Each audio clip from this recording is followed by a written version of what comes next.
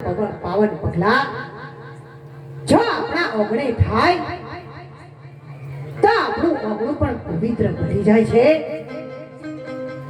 એમની ચરણ રજ જો ધરતીને અડે તો એને પણ ધીરજ ધામ બનાવી દે છે. જ્યારે સંતોની અમૃત વાણીથી મનખા જન્મ કેવી રીતે સફળ બનાવો એ સંતો આપણને શીખવાડે છે. અને ત્યારે આપણને સંતોની પધરામણી માટે ભજન વાણીમાં પણ સમજાવ્યું છે.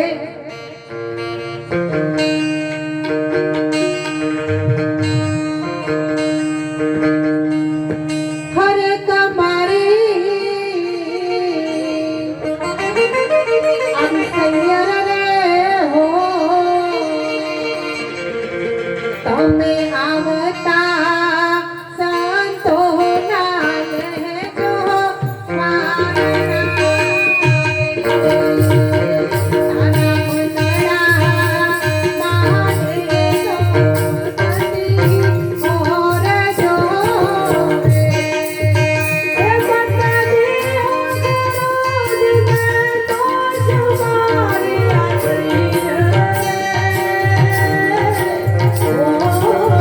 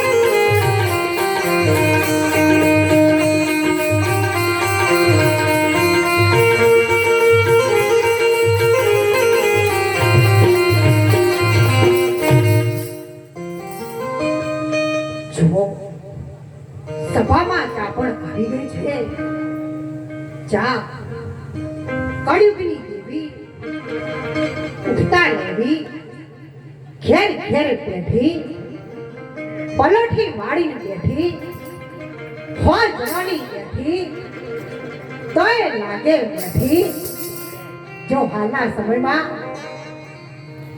ગમે એટલો શીરો ખવડાયો હોય પણ ચા ના પાવો તો કોઈ કહેવાય નહીં. ત્યારે આપણા સંતોએ કહ્યું છે કે જીવન જોબન રાજધન આવી જ રહે ના હોય.